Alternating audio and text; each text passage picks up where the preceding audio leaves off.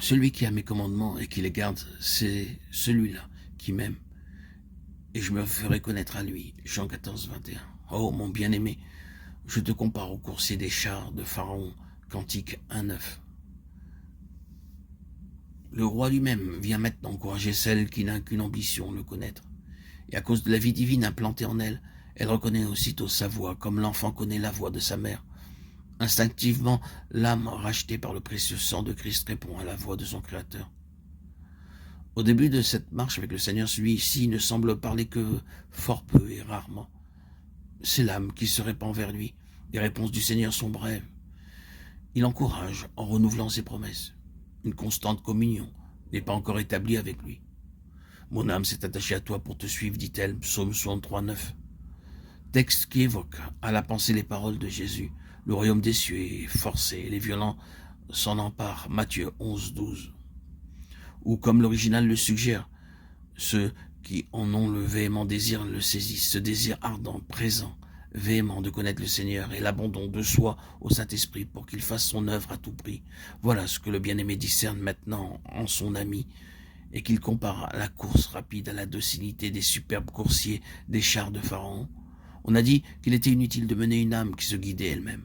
Lorsque la volonté humaine ne veut que ce que Dieu veut, le Saint-Esprit peut faire son œuvre de préparation très rapidement. Ce sont les indécisions, les contestations constantes qui attristent le Seigneur, font obstacle et empêchent l'âme de s'élever au-dessus de la région des luttes, jusqu'en celle du parfait repos. Tes joues ont bonne grâce avec les tresses de cheveux. Nous te ferons des tresses d'or avec des ornements d'argent. Cantique des Cantiques 1, 10, 11.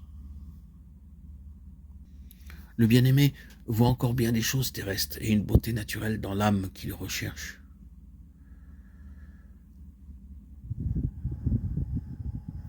Une force toute humaine que semblent symboliser les tresses de cheveux, ce qui semble beau au point de vue humain. Et il promet que par l'œuvre combinée du Père, du Fils, du Saint-Esprit, ce qui est vie terrestre charnelle sera remplacé par la vie divine, dont l'or est un symbole.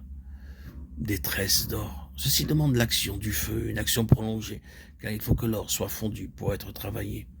Cependant, nous le ferons, dit le bien-aimé, et l'œuvre est entreprise.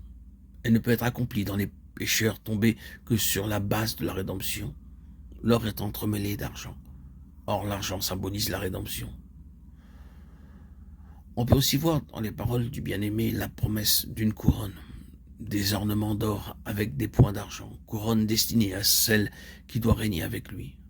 Le mot hébreu épouse signifie la couronner. Le bien-aimé promet à celle qui s'est donnée sans réserve et qui se hâte vers le prix de la vocation céleste que l'œuvre en elle sera achevée, unie au Seigneur glorifié. Elle recevra la vie divine, elle s'assiera avec lui sur son trône et partagera sa gloire. Ô cœur qui soupire, ton Dieu a promis de satisfaire tes saintes aspirations. Repose-toi sur sa promesse royale, quoi qu'il t'arrive. Peut-être la parole du Seigneur t'éprouvera, comme ce fut le cas pour Joseph, mais elle s'accomplira. Elle s'accomplira en toi. Tu recherches l'union avec ton Seigneur. La promesse est donc pour toi. Nous l'accomplirons. Ce qu'il a dit, ne le fera-t-il point? Ce qu'il a déclaré, ne l'exécutera-t-il pas? Nombre 23, 19. Et lorsque son heure sera venue, tu diras, dans un sentiment de profonde humilité, une seule vie entre nous maintenant, une seule, la tienne, Seigneur.